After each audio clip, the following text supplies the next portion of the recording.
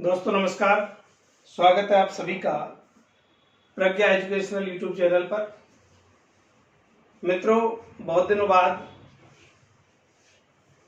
हम ये कक्षाएं आरंभ कर रहे हैं और लगातार हमारी कक्षाएं, आज तीसरी कक्षा है हमारी। पहले दो कक्षाओं में हमने मनोविज्ञान के बारे में पढ़ा कि मनोविज्ञान क्या है। मनोविज्ञान में प्राणियों का अध्ययन किया जाता है। मनोविज्ञान का विकास क्रम क्या रहा, आत्मा, मन, चेतना का विज्ञान और वर्तमान व्यवहार का विज्ञान कैसे बना।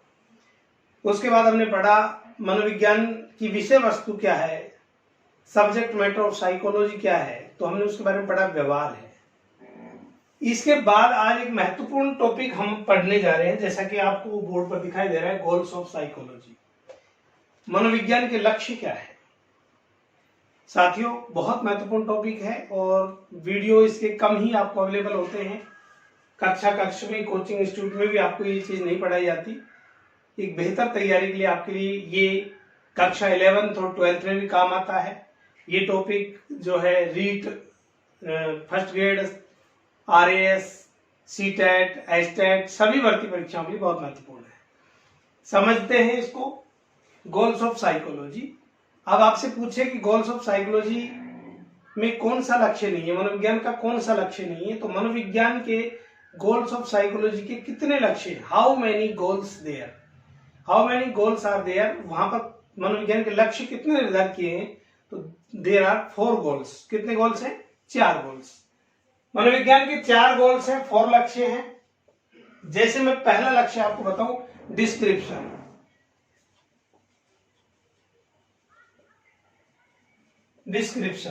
डिस्क्रिप्शन को हिंदी में कहते हैं वर्णन। पहला लक्ष्य है डिस्क्रिप्शन। डिस्क्रिप्शन से तात्पर्य वर्णन से है। अब हम एक एक की व्याख्या करेंगे। दूसरा जो गोल्स है उसको कहते हैं explanation. Explanation explanation EXPLANATION।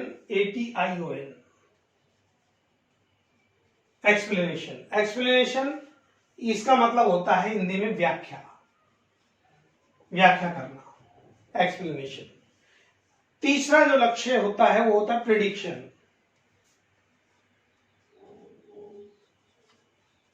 Prediction prediction से तात्पर्य होता है पूर्वानुमान, या इसे पूर्व कथन भी कह सकते हैं। और चौथा जो गोल्स है उसे कहते हैं कंट्रोल। कंट्रोल कंट्रोल को कहते हैं नियंत्रण। नियंत्रण। There are many goals.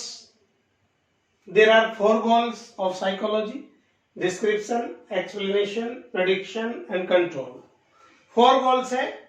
4 goals में वर्णन करना, व्याख्या करना, पूर्वानुमान लगाना और नियंत्रण करना। एक एक के बारे में हम पढ़ेंगे कि इन सब का मतलब क्या है, मनोविज्ञान में कैसे लक्ष्य निर्धारित किए जाते हैं, डिस्क्रिप्शन क्या है, एक्सप्लेनेशन क्या है, प्रेडिक्शन क्या है और कंट्रोल क्या है। इसको हम एक उदाहरण के माध्यम से समझेंगे। इससे पहले डिस्क्रिप्शन जो होता है, डिस्क्रिप्शन में व्हाट इज हैपनिंग, इस प्रश्न का जवाब तलाशा जाता है। What is happening, what is happening, क्या हो रहा है। What is happening, where is happening, कहां पर हो रहा है, वेयर इज हैपनिंग।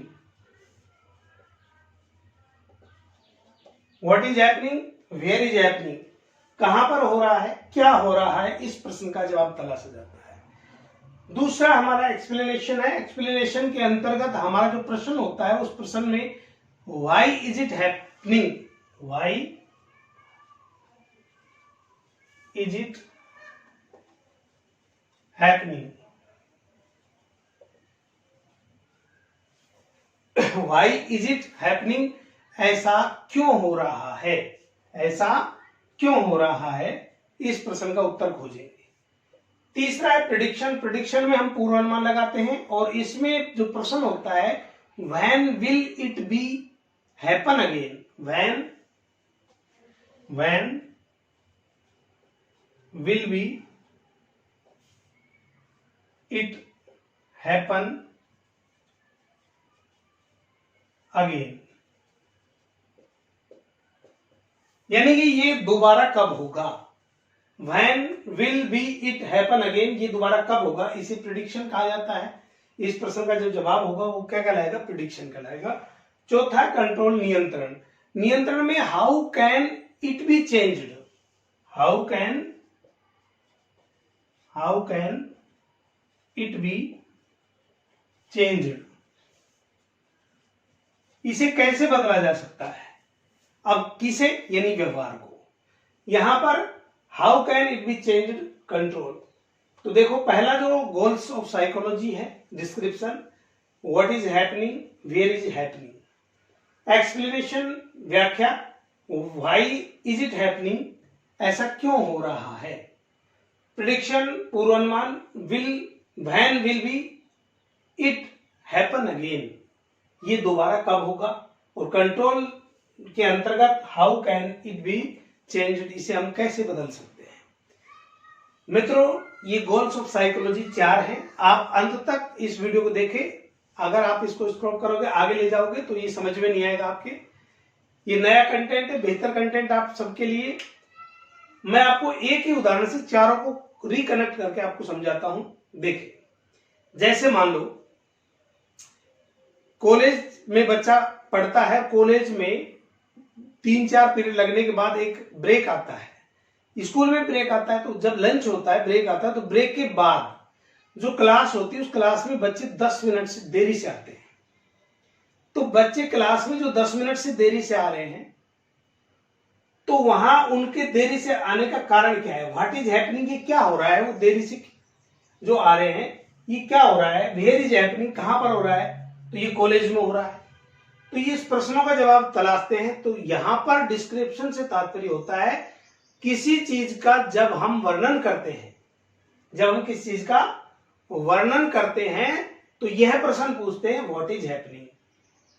अब हम किसी चीज का वर्णन करेंगे कि 10 मिनट देरी से आ रहे हैं बच्चे, तो यहां पर प्रश्न पूछते हैं व्हाट इज हैपनिंग, क्या हो रहा है, तो बच्चे देरी से आ रहे हैं। तो इसका आंसर में जो हम आंसर देते हैं, वो आंसर देना क्या कहलाता है, डिस्क्रिप्शन कहलाता है। तो यहां पर आंसर देंगे कि बच्चा लंच के बाद वाली क्लास में 10 मिनट देरी से आते हैं और कॉलेज में हो रहा है। वेयर इज हैपनिंग, ये कहां पर घटित हो रही है, तो कॉलेज में और स्कूल में, जो भी कैंपस होगा वहां पर ये चीजें घटित हो रही है।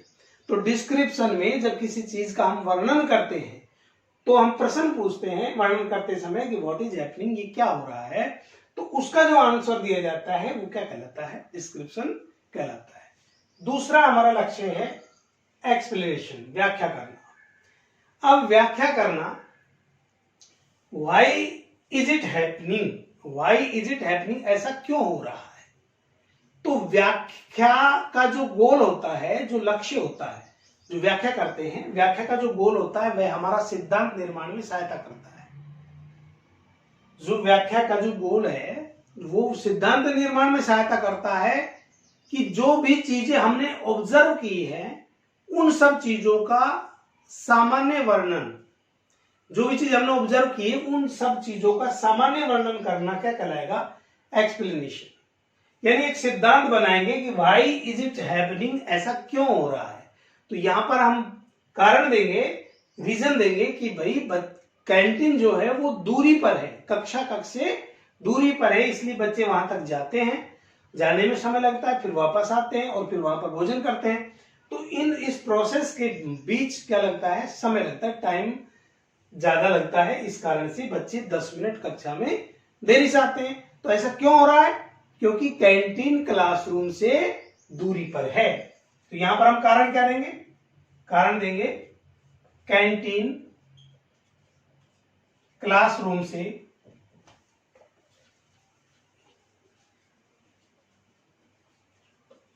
दूरी पर है। तो कैंटीन क्लासरूम से दूरी पर है, ये क्या हो गया, हमारा एक्सप्लेनेशन हो गया। और डिस्क्रिप्शन में हमारा क्या हुआ, ये कहां हो रहा है, कॉलेज में हो रहा है, और क्या हो रहा है कि बच्चे कक्षा में लंच के बाद। तो यहां पर कारण क्या होगा, यहां पर होगा कि लंच के बाद वाली क्लास में बच्चे 10 मिनट देरी से आते हैं, और कहां पर है ये चीजें, कॉलेज में। तो लंच के बाद वाली क्लास में बच्चे 10 मिनट से देरी आते हैं, दैट इज डिस्क्रिप्शन। एक्सप्लेनेशन में व्हाई इज इट हैपनिंग, ये क्यों हो रहा है, तो कैंटीन क्लासरूम से दूरी पर है इसलिए ऐसा हो रहा है, ये हमारा एक्सप्लेनेशन होगा। और तीसरा हमारा जो मनोविज्ञान का लक्ष्य है प्रिडिक्शन से तात्पर्य पूर्व अनुमान लगाना। तो पूर्व अनुमान, पूर्व कथन करना, भविष्यवाणी करना एक तरह से, तो ये प्रिडिक्शन कहलाता है। यहां पर when will it be happen again, ये दोबारा कब होगा, ऐसा दोबारा कब होगा, अर्थात बच्चे जब लेट आए हैं तो ऐसा दोबारा कब होगा, सीधी सी बात है, दोबारा अगली क्लास में होगा, नेक्स्ट डे होगा। जब भी नेक्स्ट डे होगा, लंच ब्रेक होगा, उसके तुरंत बाद फिर ये घटना घटित होगी। तो हम जो भी भविष्य के बारे में निर्धारित करते हैं, डिटरमिनिंग करते हैं, हम भविष्य के बारे में जो भी डिटरमिनिंग करते हैं, निर्धारित करते हैं, उसे ही क्या कहते हैं, प्रेडिक्शन कहते हैं, पूर्वानुमान कहते हैं। तो भविष्य के बारे में डिटरमिनिंग करना प्रेडिक्शन कहलाता है, पूर्वानुमान कहलाता है। तो यहां पर हम पूर्वानुमान लगाएंगे, क्या पूर्वानुमान लगाएंगे कि बच्चे नेक्स्ट क्लास में, जो नेक्स्ट डे कि बच्चे, कारण क्या देंगे, पूर्वानुमान है कि अगले दिन बच्चे लंच के बाद देरी से आएंगे, वही 10 मिनट देरी से आएंगे क्योंकि दूरी उतनी है। तो यहां पर कारण क्या हो गया कि बच्चे अगले दिन लंच के बाद 10 मिनट देरी से आएंगे, ये प्रेडिक्शन हो गया, हमारा पूर्वानुमान हो गया। नेक्स्ट है कंट्रोल। कंट्रोल को कहते हैं नियंत्रण। क्या कहते हैं, नियंत्रण। यहां पर control, how can it be changed, इसे कैसे बदला जा सकता है। यानी बच्चे रोज देरी से आते हैं, 10 मिनट देरी से आते हैं। हमने देखो पहला कि कारण दिया कि लंच के बाद वाली क्लास में बच्चे देरी से आते हैं, व्हाट इज हैपनिंग, ये क्या हो रहा है कि बच्चे देरी से आते हैं और कहां पर आते हैं, तो कॉलेज में आते हैं। एक्सप्लेनेशन दिया कि कैंटीन क्लासरूम से दूरी पर है, ये हमने एक्सप्लेनेशन दिया, ऐसा क्यों हो रहा है कि कैंटीन क्लासरूम से दूरी पर है इसलिए ऐसा हो रहा है। प्रेडिक्शन में हमने कारण पूर्वानुमान लगाया कि अगले दिन लंच के बाद वाली जो क्लास होगी उसमें बच्चे पुनः देरी से आएंगे, when will be it happen again, that is next day, तो वो अगले दिन ऐसा होगा। यहां पर चौथा जो हमारा है कंट्रोल, नियंत्रण।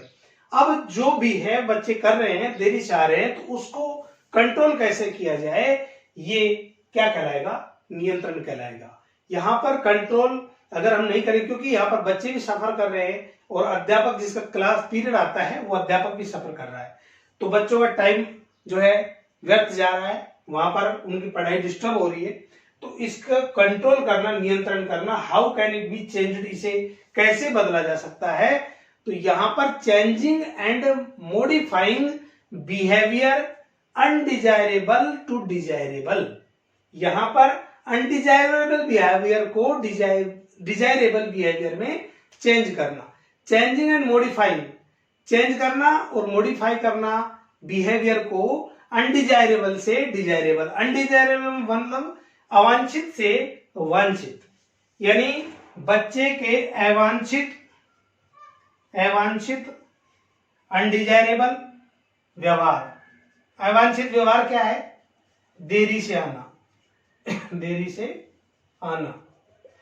अवांछित व्यवहार को क्या, किस में बदलना, वांछित व्यवहार में बदलना, वांछित व्यवहार में बदलना। तो बच्चे के अनडिजायरेबल बिहेव को डिजायरेबल बिहेव में चेंज करना कंट्रोल कहलाता है, नियंत्रण कहलाता है। तो अब हम ये प्रयास करेंगे कि नियंत्रण के माध्यम से कि अब इसके बिहेव को कैसे चेंज किया जाए। जो अवांछित व्यवहार कर रहा है, बच्चे जो देरी से आते हैं जिसके कारण से टीचर और बच्चे दोनों सफर करते हैं, दोनों की क्लास लेट होती है और पढ़ाई डिस्टर्ब बाधित होती है, तो उसको कैसे चेंज किया जाए। तो अवांछित व्यवहार को वांछित व्यवहार में बदलना, changing and modifying behaviour undesirable to desirable. तो यहां पर ये जो कंट्रोल कहलाएगा, कंट्रोल के अंतर्गत जो व्यवहार कंट्रोल करेंगे, तो उस कंट्रोल में, व्यवहार कंट्रोल के अंतर्गत बच्चे का जो चेंज आएगा, उस चेंज के लिए हम क्या कारण देंगे, क्या रीजन देंगे, क्या ऑप्शन तलाश करेंगे। तो यहां पर हमारे जो ऑप्शन हो सकते हैं, आप भी तलाश कर सकते हो। जैसे कैंटीन दूरी पर है तो कैंटीन को कक्षा कक्ष के पास ले जाया जाए, नजदीक लाया जाए, या फिर लंच जब भी होता है तो दूरी होने के कारण बच्चे सफर कर आएंगे जाएंगे तो टाइम खर्च होगा, तो लेट होंगे बच्चे। तो हम क्या करें कि लंच जैसे होता है तो बच्चों को क्लासरूम के अंतर्गत ही या क्लासरूम के अंदर ही वहां पर लंच में व्यवस्था कर दें कि एक व्यक्ति लगा करके कि वो बच्चों को खाने का जो सामग्री है वो वहीं पर उपलब्ध करा दे। इस प्रकार ये ऑप्शन हो सकते हैं। तो इससे बच्चे का जो अनडिजायरेबल बिहेव है वो किस में बदल जाएगा, डिजायरेबल बिहेव में चेंज हो जाएगा। तो how many goals are there? 4 goals. There are 4 goals: description, explanation, prediction and control. मनोविज्ञान के 4 लक्ष्य हैं: वर्णन करना, व्याख्या करना, पूर्वानुमान लगाना और नियंत्रण करना। That is 4 goals of psychology. मित्रों, ये नया कंटेंट था, मैंने आपको समझाने का प्रयास किया। यदि आपको वीडियो अच्छा लगे तो आप इसे ज्यादा से ज्यादा शेयर करें, वीडियो को लाइक करें। Thank you, have a nice day.